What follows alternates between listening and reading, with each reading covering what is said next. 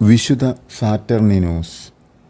ടൗലോസിലെ മെത്രാനായ വിശുദ്ധ സാറ്റർണിനോസ് AD 257 November 29 രക്തസാക്ഷിത്വം വരിച്ചത്. 245 മാർപ്പാപ്പയായ ഫാബിയാൻ്റെ നിർദ്ദേശപ്രകാരം വിശുദ്ധ സാറ്റർണിനോസ് വിശ്വാസ പ്രഘോഷണത്തിനായി റോമിൽ നിന്നും ഗൗളിലേക്ക് പുറപ്പെട്ടു.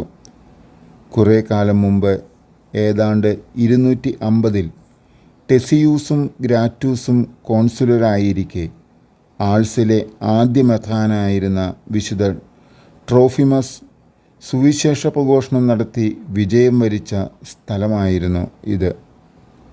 വിശുദ്ധ സാറ്റർണിനോസ് ടൗലോസിൽ തൻ്റെ വിശുദ്ധ സഭാഭരണം ആരംഭിച്ചു.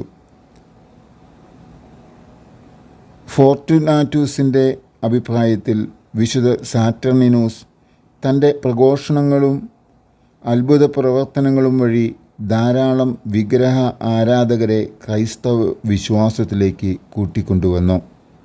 വിശുദ്ധൻ്റെ രക്തസാക്ഷിത്വം വരെയുള്ള ഇത്രയും വിവരങ്ങളാണ് നമുക്ക് അറിവായിട്ടുള്ളത്.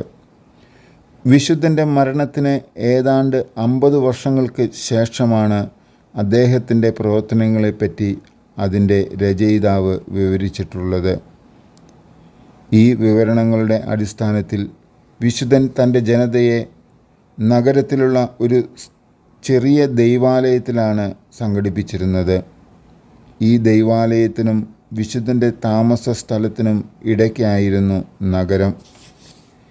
ഈ ദൈവാലയത്തിൽ വെച്ചായിരുന്നു പ്രവചനങ്ങൾ നടത്തിയിരുന്നത്. ഒരിക്കൽ വിശുദ്ധൻ നടന്നു പോകുന്ന വഴിയിൽ വെച്ച് പിശാചുകൾ ഒരു ഊമയെ വിശുദ്ധൻ്റെ രൂപത്തിൽ ആക്രമിച്ചു. വിഗ്രഹാരാധകരായ പുരോഹിതർ ഇത് കാണുകയും ഇതേപ്പറ്റി അധികാരികൾ സമക്ഷം ഒറ്റിക്കൊടുക്കുകയും ചെയ്തു.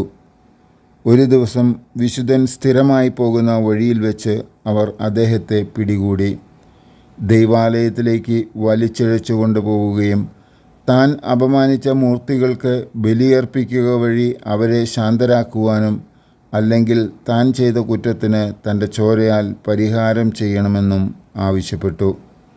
എന്നാൽ വിശുദ്ധ സാറ്റർണിനോസ് ആകട്ടെ യാതൊരു ഭയവും കൂടാതെ വളരെ ഉറച്ച ശബ്ദത്തിൽ ആ വിഗ്രഹ ആരാധകർക്ക് ഇപ്രകാരം മറുപടി കൊടുത്തു: ഞാനൊരു ദൈവത്തെ മാത്രമേ ആരാധിക്കുകയുള്ളൂ.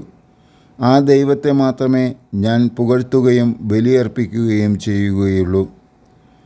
നിങ്ങളുടെ ദൈവങ്ങൾ പിശാചുകളാണ്. അവർ നിങ്ങളുടെ കാളകളെക്കാളും നിങ്ങളുടെ ആത്മാക്കളുടെ ബലിയിലാണ് സന്തോഷിക്കുക. നിങ്ങൾ പറയുന്നത് പോലെ ക്രിസ്ത്യാനികളുടെ മുമ്പിൽ വിറയ്ക്കുന്ന അവയെ ഞാനെന്തിന് ഭയക്കണം? ആ വിഗ്രഹ ആരാധകർ അദ്ദേഹത്തിൻ്റെ മറുപടിയിൽ കോപം കൊണ്ട് പുകയുകയും പിശാചിൻ്റെ പ്രലോഭനത്താൽ തങ്ങൾക്കാവും വിധം വിശുദ്ധന് നേരെ അസഭ്യവർഷം കൊണ്ട് മൂടുകയും ചെയ്തു. പലതരത്തിലുള്ള അപമാനങ്ങൾക്കും പീഡനങ്ങൾക്കും ശേഷം അവർ അദ്ദേഹത്തിൻ്റെ പാദങ്ങൾ ബലി കഴിക്കുവാൻ കൊണ്ടുവന്ന ഒരു കാട്ടുപോത്തിൻ്റെ ശരീരവുമായി ബന്ധിക്കുകയും ആ കാട്ടുമൃഗത്തെ ദൈവാലയത്തിൽ നിന്നും ഓടിക്കുകയും ചെയ്തു. കുന്നിന് മുകളിൽ നിന്നും താഴേക്ക് വളരെ വേഗത്തിൽ കാട്ടുപോത്ത് ഓടിയതുമൂലം വിശുദ്ധൻ്റെ തലയോട്ടി പിളരുകയും തലച്ചോർ പുറത്തേക്ക് ചിന്നിച്ചിതറുകയും ചെയ്തു. വിശുദ്ധൻ്റെ മരണത്തോടെ അദ്ദേഹത്തിൻ്റെ ആത്മാവ് സന്തോഷപൂർവ്വം ശാന്തിയുടെയും മഹത്വത്തിൻ്റെയും സ്വർഗീയ വസതിയിലേക്ക് പറന്നു. ആ കാട്ടുമൃഗമാകട്ടെ വിശുദ്ധൻ്റെ ശരീരം വലിച്ചിഴയ്ക്കൽ തുടർന്നു. മാംസവും രക്തവും ചിതറിത്തെറിച്ചു. ബന്ധിച്ചിട്ടുള്ള കയറ് പൊട്ടുന്നതുവരെ ഈ പ്രക്രിയ തുടർന്നു. അവശേഷിച്ച ശരീരഭാഗങ്ങൾ കവാടമില്ലാത്ത നഗരത്തിൻ്റെ സമതല പ്രദേശങ്ങളിൽ ചിതറിക്കിടന്നു. ദൈവഭക്തകളായ 2 സ്ത്രീകൾ ഇവയെല്ലാം ശേഖരിച്ച് കൂടുതലായി നശിപ്പിക്കപ്പെടാതിരിക്കുവാൻ ഒരു ആഴമുള്ള കുഴിയിൽ ഒളിപ്പിച്ചു വെച്ചു.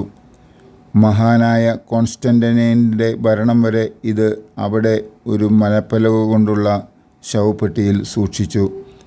പിന്നീട് ടൗലോസിലെ മെത്രാനായ ഹിലരി ഇതിനു മുകളിലായി ഒരു ചെറിയ പള്ളി പണിതു. ആ നഗരത്തിലെ മെത്രാനായിരുന്ന സിൽവിയൂസ് 4-ാം നൂറ്റാണ്ടിൻ്റെ അവസാനത്തോടെ രക്തസാക്ഷിയായ വിശുദ്ധ സാറ്റർണിനൂസിൻ്റെ ആദരണാർത്ഥം ഒരു മനോഹരമായ ദൈവാലയത്തിൻ്റെ നിർമ്മാണം ആരംഭിച്ചു. അദ്ദേഹത്തിൻ്റെ പിൻഗാമിയായ എക്സുപെരിയൂസ് നിർമ്മാണം പൂർത്തിയാക്കുകയും സമർപ്പണം നടത്തുകയും ചെയ്തു. വളരെയേറെ ഭക്തിയോടും ആഘോഷത്തോടും കൂടി വിശുദ്ധൻ്റെ ഭൗതികാവശിഷ്ടങ്ങൾ ഈ ദൈവാലയത്തിലേക്ക് മാറ്റി. ഈ ദിവസം വരെ അമൂല്യമായ ഈ തിരുശേഷിപ്പുകൾ വളരെ ആദരപൂർവ്വം അവിടെ സൂക്ഷിച്ചിരിക്കുന്നു.